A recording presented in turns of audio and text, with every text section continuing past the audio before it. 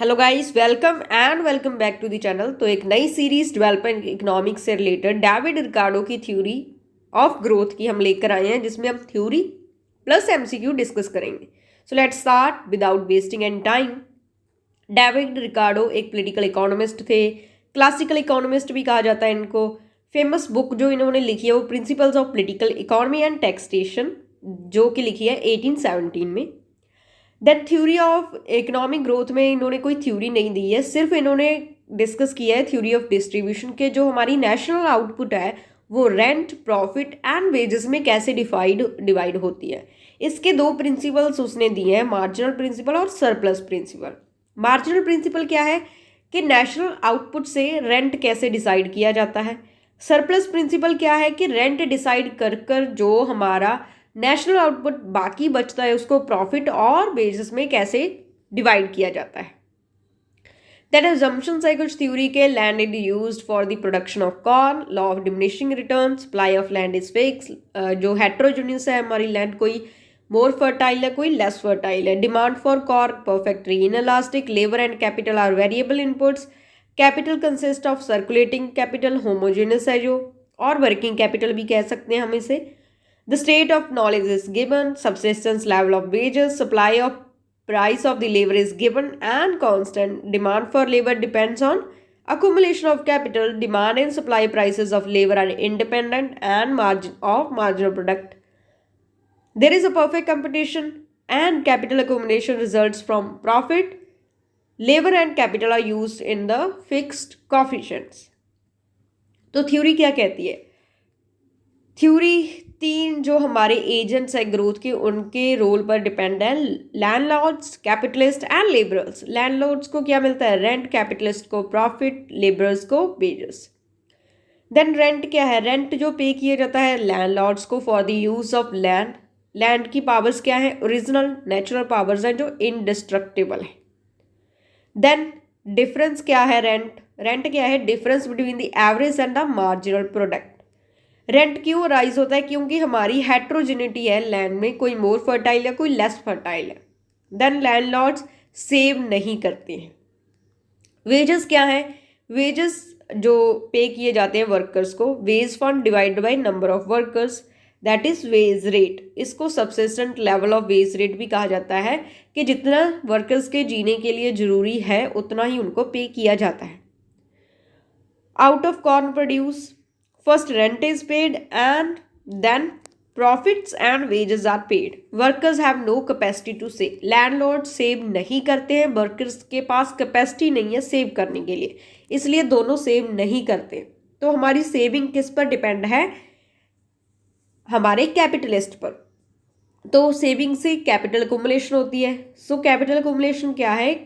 रिकार्डो कहता है कि कैपिटल अकुमुलेशन है जो प्रॉफिट्स के डिपेंड करती है, क्योंकि प्रॉफिट्स हैं जो सेविंग होती है, प्रॉफिट से जो कैपिटल फॉर्मेशन में आगे हेल्प करती है।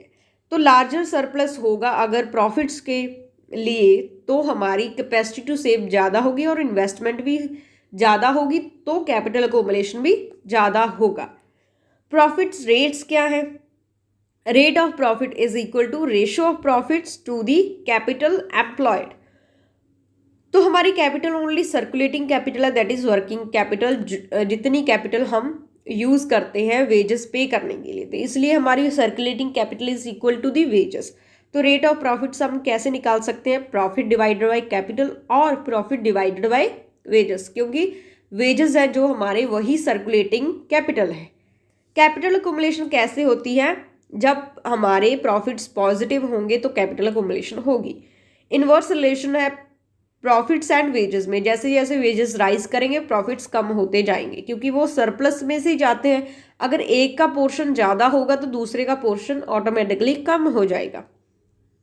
देन जो प्रॉफिट डिपेंड किस पर करते हैं? हमारे वेजेस पर। वेजेस किस पर डिपेंड करती है? प्राइस ऑफ कॉर्न के, उनको जिंदा रहने के लिए कितने कॉर्न्स की नीड्स है, जैसे subsistence level. Then price of corn किस पर डिपेंड करता है? Fertility of the marginal land. अगर इम्प्रूवमेंट होती है एग्रीकल्चर में तो प्रोडक्शन राइज होगी, प्राइस ऑफ कॉर्न फॉल होगा, वेजेस फॉल होंगे और प्रॉफिट राइज होगा। अगर हम मोर और मोर यूज़ करते हैं लेस फर्टाइल लैंड का, तो इससे क्या होगा, रेंट राइज होगा, प्राइसेस ऑफ कॉर्न राइज होंगे, वेज रेट राइज होगा और प्रॉफिट्स फॉल करेंगे।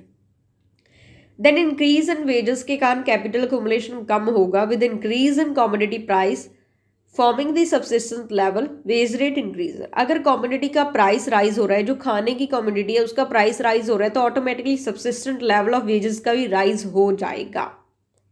Demand for food rises, less fertile land comes under production, more labor is needed for production, wage rate rises. As the wage rate rises, rent rises, profit decline in capital accumulation. Other sources कौन से हैं capital accumulation के, कि हम increase कर सकते हैं production और कोई अनप्रोडक्टिव जो कंजम्पशन कर रहे हैं उसको हम रिड्यूस कर सकते हैं। इसके दो सोर्सेस हो सकते हैं, टैक्सेस लगाए जाएं कंस्पिशियस कंजम्पशन पे, जो अनप्रोडक्टिव कंजम्पशन हो रही है उस पर टैक्सेस लगाए जाएं। देन फ्री ट्रेड को प्रमोट किया जाए, इससे क्या होगा, अगर कॉर्न के प्राइसेस बढ़ रहे हैं तो हम इंपोर्ट कर सकते हैं कॉर्न, ताकि बेस रेट राइज ना हो। देन इस डायग्राम के थ्रू हम ग्रोथ को समझ सकते हैं कि जब तक प्रॉफिट्स राइज होते जाएंगे, कैपिटल अक्यूमुलेशन होता जाएगा, तो इंक्रीज इन ग्रोथ रेट होगा। अगर प्रॉफिट एंड बेस रेट जो हमारी इक्वल हो जाएंगे, उस रेट पर हमारी स्टेशनरी स्टेट होगी ग्रोथ की, जहां पर हमारी रेड लाइन और ग्रीन लाइन कट कर रहे हैं, वो पॉइंट होगा स्टेशनरी स्टेज का, जहां पर ग्रोथ है जो हमारी रुक जाएगी। So that's the question answer session. According to the रिकार्डो's theory of distribution, which factor receives the economic rent? Answer is land. Ricardo's law of rent states that rent is determined by, answer is B, difference in the productivity between the most and least productive land. In the Ricardo's theory, if wages are above the subsistence level, answer is C, the supply of labor will rise, eventually reducing the wages to the subsistence level. According to Ricardo, profits are, answer is C, the residual income after the wages and rent are paid. Ricardo's theory assumes that, answer is C, the rate of profit decrease as the capital accumulates due to diminishing returns. In context of Ricardo's theory of distribution, the wage fund refers to, answer is B, the fixed amount of resources available for paying wages in the short run. According to Ricardo, if the country's land becomes more productive, answer is D, economic rent for more productive land will rise. In the Ricardo's theory, as capital accumulates and become more abundant, answer is B, the rate of profit tend to decline due to diminishing returns. Ricardo's view on the wages is that they will, answer is C, tend to return to subsistence level as population adjusts. According to theory of distribution, does not account for. Ricardo's theory of distribution does not account for. Answer is B, the impact of market imperfections on the factor payments. So that's all for today. If you like the video, please subscribe to my YouTube channel. Thank you.